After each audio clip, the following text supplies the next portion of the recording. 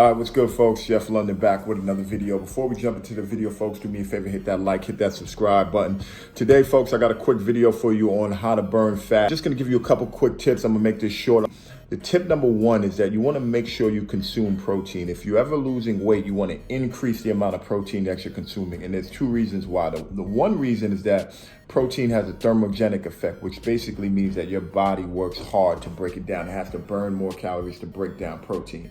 So that's the first reason. The second reason is that as you're losing weight, you don't want to also lose muscle. I would imagine most of you want to build lean muscle and get rid of the fat. So you got to consume the protein. If you're not consuming enough protein, you're going to break down some muscle. So make sure you consume protein, all right? And a good rule of thumb is to consume 1 gram of protein per body pound of weight.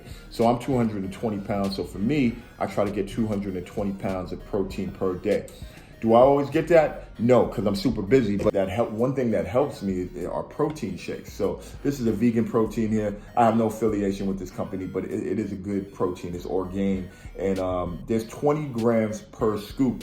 So I do 2 scoops. That gets me 40 grams, and I do about 2 of these shakes a day. I'll do one in the morning after a workout, and I'll do one later in the day. And right there, I got 80 grams. So not 50%, but about anywhere from 40 to 35% of my protein are just coming from 2 shakes. And then I try to get the rest from food. So that's one way you could get your protein in, all right? That's tip number 1. Now, tip number 2, carbohydrates. And I'm not gonna tell you to go low carbs, but you wanna be strategic in how you consume your carbs. So one way to do that is to consume your carbs after your workout. So after my workout is usually where I have my heaviest carb meal. And the reason why is that your body is those carbohydrates are gonna probably go back into your muscle and replenish what's called your glycogen stores. I don't know why I did air quotes, but that's exactly what happens. You replenish your glycogen stores. They go back and basically help repair the muscles that you just worked. Opposed to if I didn't work out and I just consumed carbohydrates, there's a good chance that those carbs will be stored as fat. So consume carbs after your workout. The other thing is on days where you're not active, you want to keep your carbohydrates lower just because you're less active and you're more likely to store those carbs as well. So keep lower carbohydrates on days that you're not active.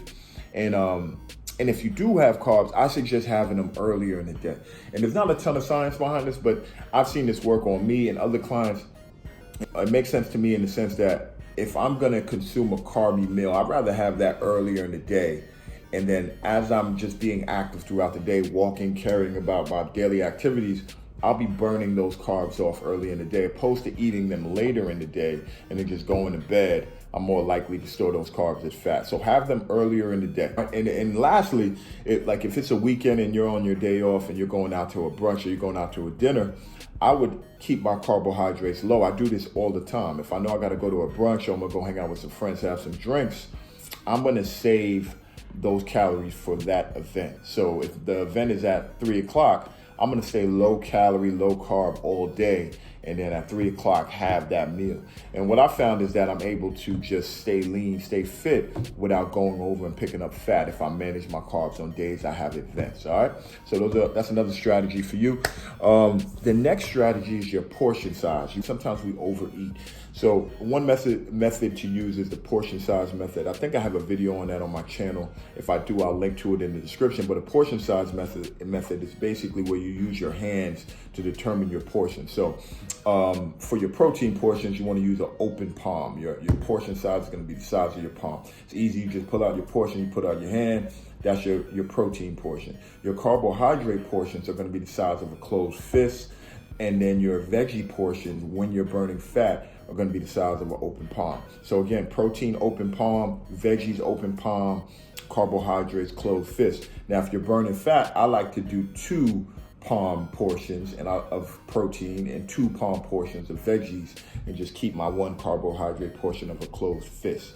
So that's a good rule of thumb. That works, man. I use that all the time. The last tip, and I changed my whole thought process about this, is tracking your calories, tracking your macronutrients. So you could use I like MyFitnessPal, because MyFitnessPal, you could actually just scan the label and it will tell you, it will just insert, it will tell you exactly how many calories on there. Track your calories for about 3 to 5 days so you can see how many calories you're consuming on a daily basis. And the number you want to remember here is 3,500. 3,500 calories burns 1 pound of fat. So you got to be in a caloric deficit of 3,500 calories. So that's basically being at a caloric deficit of 500 calories every day for a week, and that burns you 1 pound of fat. Now, you do that for 4 or 5 weeks, you've lost 5 pounds of fat. And if you lose 5 pounds of fat, you're gonna look like a different person. People are gonna see it. Your face will get leaner. You just look like a different person. People will definitely notice that you're losing weight.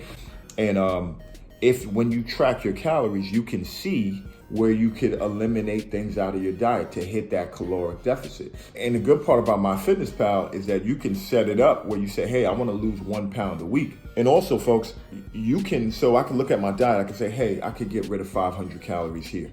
I could get rid of an extra cup of coffee. I could get rid of some of these snacks. I could get rid of whatever, right? So I could go that route, or I could say, hey, you know what? I'm just gonna remove 1 cup of coffee, and I'm gonna remove this chocolate bar that I always eat every day.